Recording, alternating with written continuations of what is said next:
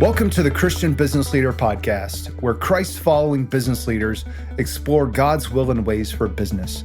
This show is a ministry of the Center for Christianity and Business at Houston Christian University and features conversations with today's Christ-centered business leaders who are representing Christ faithfully in the business world. I'm your host, Darren Shear, and if you want to make your work, leadership, and company's culture more Christ-centered, you've come to the right place. Hi, everyone, and welcome back to the Christian Business Leader Podcast. I'm your host, Darren Shear. On this episode, we're joined by Harry Jones. After two 20-year careers leading food distribution and manufacturing companies, Harry began a third career helping business leaders strengthen their impact to continue their legacies for another generation. The 7-step process he developed, called the Succession Planning for Impact process, provides the template for senior leaders to build a significant life in a company that will outlast themselves. And he explains how to do it in his new book, Succession Planning for Impact, which I'm proud to say was published by Highbridge Books. And today we're not just talking about succession planning for senior leaders, we're talking about the biblical mandate all leaders have to work ourselves out of a job by preparing others to take our place, regardless of whether or not we own the company, because every job is temporary and because making disciples is the mission. Harry, welcome to the Christian Business Leader Podcast. Thank you, Darren. Great to be here. And I'm grateful for the ways that you have impacted my walk and brought me to this point. So thank you. Oh, it's an honor to partner with you, Harry. So when did you first realize God wanted to be involved in your work in business? I went on a business mission trip to Central Asia with two veteran BAMers, Gary and Hans, who some of the audience may know. There were a total of 6 of us. We spent 14 days in 3 countries that end in STAN. And there I saw Christians in business who were demonstrating their faith. They were living their faith where they could not quote scripture or pray. And I came back and met with my pastor 2 days after I returned home. And I said, Tim, I have squandered 41 years of being in business by failing to live my faith. And he said, wait, don't beat yourself up. What are you doing in your business to demonstrate Jesus? And double down. And it was so clear after thinking through this, praying through this. My business partner of 20 years, Randy Harvey, grew up tough, and he would hire people that everyone else had rejected. It became clear that our purpose at Blackberry Patch was hiring people that others had rejected. And Randy would meet them. He'd give them a chance. He'd wipe off their face and stitch their eye and put them back in the ring with a sense of encouragement that they could succeed in this environment. And we would help people. We literally paid for people to get teeth who had had their teeth knocked out. And if they needed a helping hand, we would help them get tires for their car if they didn't have a dependable source of transportation. And through that, I started working with other businesses. And that calling at Blackberry Patch gave us a reason to get up and go in the morning to grow the business so we could hire more people. Mm-hmm. And as I worked with other people, God was stirring in my heart. And my wife, Holly, is a faithful prayer warrior. And we went to the mountains of Western North Carolina, where you hail from, for 2 weeks as a sabbatical. And one of the things I did in those 2 weeks is I completed your course, Theology of Business. And in module 11, it's about spiritual alignment. And I understood at that point, I was not completely aligned spiritually. And the last thing I wanted to do was leave a comfortable place in my career. I had it all. I we laughed about my office being street level into the parking lot so that when I was 95 years old and in a wheelchair, I could just roll in and out of my office. But all that changed. I came back from that sabbatical and I met with my partners. One was my partner of 20 years, and I had recruited my successor 2 years prior to this, who's 30 years younger than me. And I said, and I told him a little stock. And I said, guys, I love you, but I'm leaving. I'm giving you 12 months notice, and I don't know what I'm going to be doing, but I am called to go do something different. Next day, they asked if they could meet with me. They said, can we buy you out? I said, I think that's a great idea.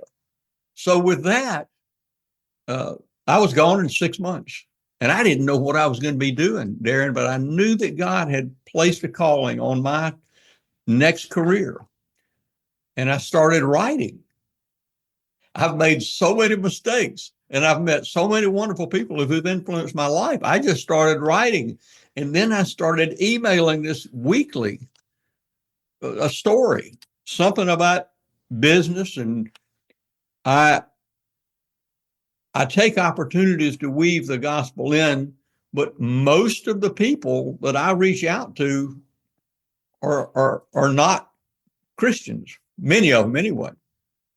So I started writing, and I kept writing. And probably 2 years into these writings, I started writing about succession planning and my mistakes and what I'd seen from other people. And their tremendous engagement came with that. And again, clarity comes before breakthroughs. I got the clarity. That's what I was supposed to be doing. And then I started putting together a book. And I had the book all ready to go. And I told you about it. I reached out to you and said, thank you for your Theology of Business course that helped me get to this point. And you said, well, I want to learn. I may want to publish that. So I sent you the information, and it took a few more months, but you cut it in half. You helped me clarify. It's much more effective book for people to use. It's half the size that it was when I brought it to you. So it's a fantastic book, if I do say so myself. So we're going to get more into succession planning for business owners and the senior leaders. But regardless if we own the company or not, do you think we have a biblical mandate to work ourselves out of a job we're in by preparing someone else to take our place? Absolutely. And it may not be in your last role in a business. It could be preparing someone to succeed you as you go to another company, as you transition to another career. So it's not just for people who are aging out. It's for people at all ages. I think about how Jesus prepared his successors. He was only really in ministry for 3 years. He got a lot done. But he selected his team. He steeped them in the values that he wanted to continue. He even had a small group of 3 people, really, who were kind of like his executive committee. But he trained them. He trusted them. He selected people of diverse backgrounds and personalities. So we can learn a lot from Jesus about selecting an individual and a group of people to select to succeed us. Yeah. Someone recently expressed to me that said, we retire from a career, but not from our calling. It's very important to understand what is your calling. And there are people who are miserable, who are stuck in a position and not fulfilling their calling. And it takes courage to make that change at all levels. Yeah. I love this statement by John the Baptist. He must increase, I must decrease. And, I find that Jesus typically increases through other people. But by I must decrease, I think what's counterintuitive about that doesn't mean your impact decreases. Your impact actually increases as Jesus increases through other people that you train up, that you disciple. And so with that being said, why don't we do it? I mean, as leaders, why don't we train people up? Why don't we work ourselves out of those leadership positions? Well, it relates to the first step of our process, confronting our fears about succession planning. Too many unanswered questions.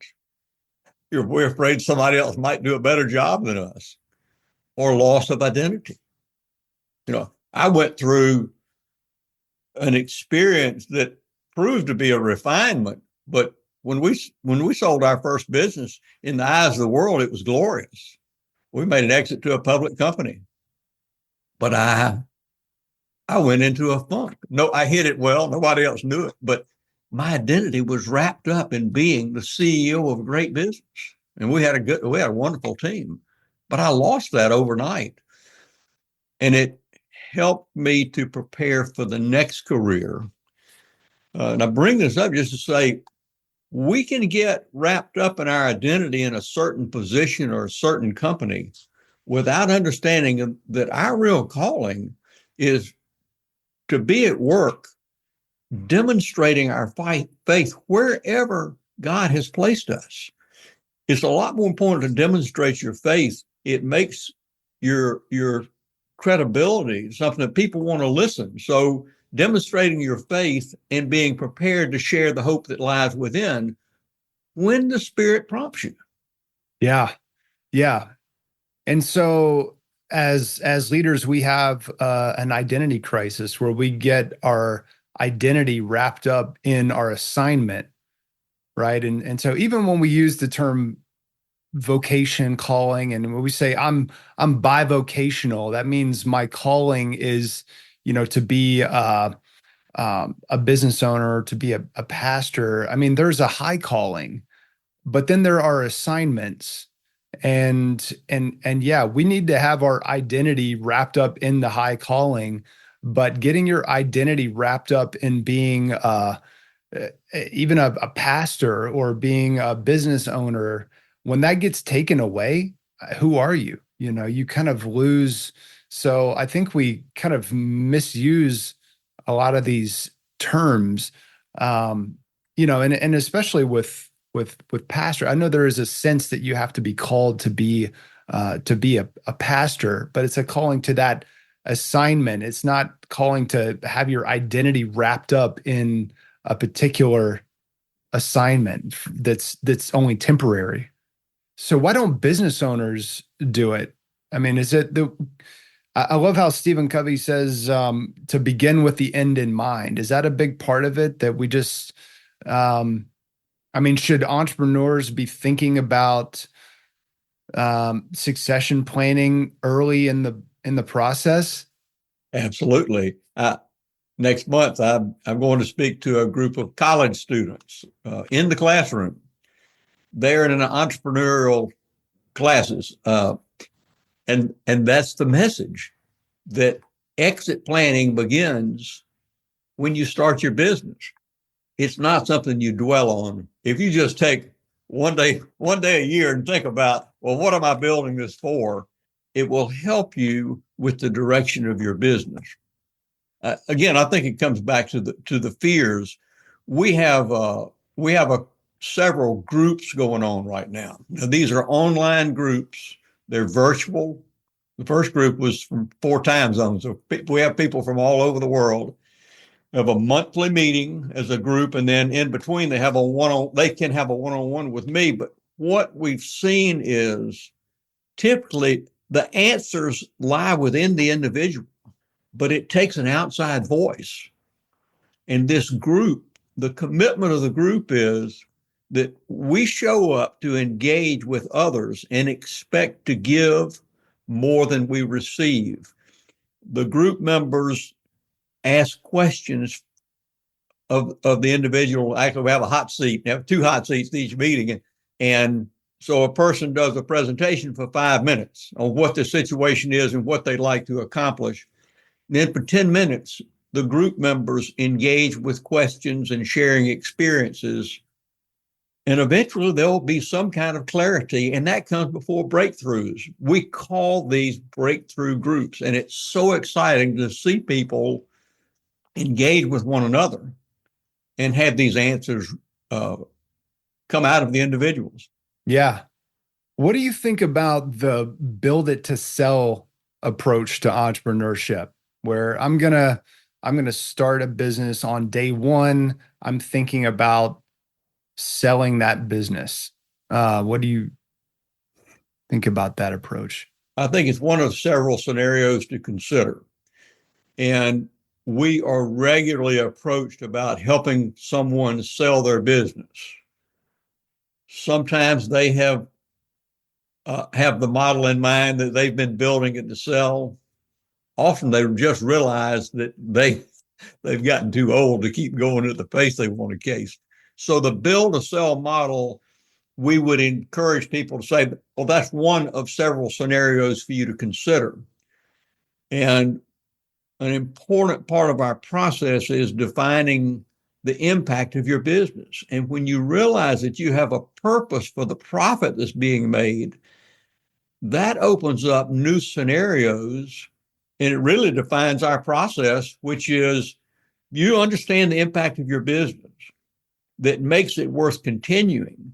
Then how do you use that to build a team, steep them in the values and the impact that you want continued? And it can carry on well beyond you. Yeah. So that's really the subtitle of the book is, how to build a significant life in a company that outlasts you. Yeah.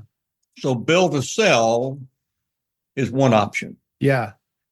And there's some misconceptions because it doesn't always work out better. I mean, you would think that the reason that business owners, they don't do it, they just go ahead and sell the business, just liquidate everything, is because they're thinking more about short-term financial rewards than long-term impact. But that doesn't even pan out well financially for them. There was a story. Could you share that story of the guy that it actually would have been better for him to hang on to the business and cash flow the business versus just getting a lump sum? Darren, it happens regularly. We'll have someone who's come to us after the fact and bemoan the fact that they've lost not only their position and they fail to see the impact continue their business, but they have suffered financially. And one of our group members who graduated, actually, we had out of our 8 group members, 3 graduated. One of them had refused an offer. Actually, the buyer pulled the offer off the table because they did not have a team to run the business. And he shared with the group, let's just say he was going to get $1 million. It sounded like a lot of money, but he was making over $200,000 a year out of his business. He was going to get $1 million. Well, after he paid taxes, he's going to have $600,000 or $700,000 left. At 5% interest, he'd make $32,000 a year. Well, that's not a good proposition for him. Right. In this instance, he recognized through the group process, he recognized he had a short-term successor, which was his general manager. And that was a good stopgap measure. If he got hit by the bus, he had someone to take over. And he had a younger person that was going to take several years to train up, to steepen the values that he wants continued so they can take over and the team buy him out over time. And he will continue to have a role. See, our ideal client is someone who has a business with an impact they recognize and they want it continued. Also, they don't want to throw in the towel. They want to do something with all their experiences to continue to make an impact in life, either in the business that they are transitioning out of or another career. They want to elevate to flourish. Yeah. Do you find that the larger the company is, the easier it is for the business owner to get this, or because just the size of the company requires that you delegate, that you kind of work yourself out of a job and not try to do everything? And is it the smaller companies where, it's the small family business where the patriarch is in charge and they feel like nobody can do it better than them? There's that ceiling. And is it harder for them to think about succession planning? What's been your experience? Often the smaller business has a more difficult time, but not always. We have somebody we've written about. We call him Henry. All the names in our stories are changed to protect the innocent and the guilty. Well, Henry's got $100 million business that's 100 years old. And he's still signing all the checks, and he's still doing the hire and the fire. And he has, I think, 140 employees. So Henry will die in that chair. And it's very sad. There are people who are, I can think of right off, one of the members of our group had transitioned his small business to his son. And he did it and kept his job. He had a second business that he had started, and that's the reason he joined the group. He was stuck. He could not see a way through. And he's one of the three people who graduated from our first group. The group helped him work out a way to transition out of a second small business. So it can be done. The advantage of a larger business, as you described, is they've had to build a team of people. Mm-hmm. In order to carry on. But we have some large businesses where the founder or CEO is stuck. And what happens is, in Henry's example, and some of our listeners can relate to this, too often in a family business, people are treated as family rather than a team. Now, in a team, you've got to make the cut. In a family, we love you regardless, but that doesn't necessarily mean that you are effective for the business. Over and over, we see where a family member who is incompetent is tolerated, then the competent family members and non-family members on their team will leave because they're so frustrated, and the incompetent person is left to be the successor, and that often leads to a sad ending. Right. And you point out this Harvard Business Review statistic that 70% of businesses are sold or fail before the second generation of leadership gets the chance to take over. And we talk a lot about cultivating Christ-centered companies on this show. And what a shame that you would cultivate a Christ-centered company, but then have no way to sustain it, even into just the next generation, let alone the third, fourth, fifth generation. And so this is such a key piece of cultivating a Christ-centered company, is thinking about the future and who's going to be the leader who's in charge of continuing to cultivate that culture, because the weeds will come in, and the storms will come to the company's culture. But like John Maxwell says, and so many others, that everything rises and falls on leadership. Now, the 70% of businesses will not make it the second generation of leadership, according to Harvard Business Review, is an important principle. The second part of that is, whose responsibility is it to lead the succession planning process? We believe that it is the CEOs. However, about half of the people who engage with us are not the senior leader. And they are in a position of saying, how can you help us get Henry to just have a conversation about this? It all begins with conversations. in the book, we provide the questions for 7 different conversations to hold over the course of a year. You may have to ease those in, especially if you're not the CEO. You may have to ease those in one at a time and pick your timing, because often the CEO or founder does not want to discuss succession planning. But they can come along. We have just through these groups, we regularly see progress with someone who recognizes they have a business with an impact worth continuing. Yeah. Yeah. It impacts not just businesses, but churches and presidencies and, every other leadership, somebody hanging on too long. But that's not God's way, because we've got to number our days. We have to know that, it might not just be a life expectancy issue. You just might not be the right person for the job at a certain point. And if there's nobody that's being prepared to take over, especially if you own the company, it's going to be less valuable, not just in terms of financially, but also in terms of the social impact as well. What are some of the biblical applications? What else can we learn from? What else can the scripture teach us about the importance of succession planning and how to do it?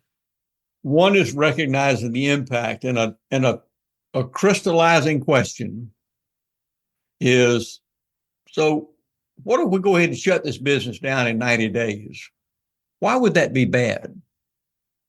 What would the consequences be for the family, for the employees, for the customers, for the vendors, for the community? Businesses build up leaders who can have substantial influence in their community. And when that business is gone, that influence is gone. We had a classmate of mine, I'll call him Jacob, who built up a great business. He was a fireman, so he had 3 days a week, and he built a wonderful restoration and maintenance business. But he did everything. He took all the calls. At age 62, he went in for routine back surgery and he died on the operating table. He had 130 employees, a son and a daughter who had never allowed to have much authority to make decisions. And that business has dwindled to almost nothing. The impact is 130 employees, many of whom had very limited skills, but he provided a good livelihood for these people. He had 40 vehicles. That means the garages and the truck dealerships missed out on this business. It has a business has a tremendous effect, ripple effect throughout a community with jobs and investment and influence. So that's worth continuing itself. I think about the building a team, whether it's establishing a succession planning team, keeping it small, of building your leadership team. It's a struggle so often to move from 2 leaders to 3 leaders to add one at a time. But I think about Ecclesiastes 4:12, about a cord of 3 strands is better than one. And as you build a team, just being intentional about, are these people aligned with our values? If they're not, are they coachable? That is building the strength of the company through its leadership, throughout the team, to carry on. Well said. Well, this is the biblical model. When you look at Moses and Joshua and Elijah and Elisha and Paul and Timothy and Jesus and his disciples, this is the story, and this is the way that we are a part of the kingdom culture. This is the way of God's kingdom culture, is training up leaders to come and continue on the impact of what God is wanting to do through our organizations. Harry, there's so much more that we can learn from you. People can go to cultivatingimpact.biz to get onto your email list for a lot of these tips that you're emailing out, and also certainly to get the book, Succession Planning for Impact. You can get that on Amazon and at Harry's website. Harry, anything else you want to say about how people can connect with you and get involved? You can go to our website and click contact. And if I know that they came through this show, I'll give them a free one-on-one virtual. And we just ask you to frame it up. What's your current situation? How would you like things to be different? What do you think we can do to help? And then if you know of someone, who'd like to consider one of our breakthrough groups, consider it as an accelerator for succession planning for impact.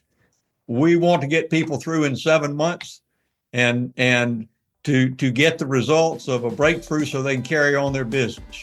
So, Darren, I just appreciate what you're doing and the ways that you're making positive impact for Christ's kingdom.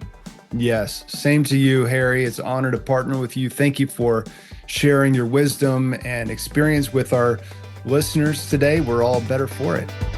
Thanks for listening to this episode of the Christian Business Leader Podcast. Be sure to subscribe, leave a review, and tune in for the next episode as we continue exploring God's will and ways for business.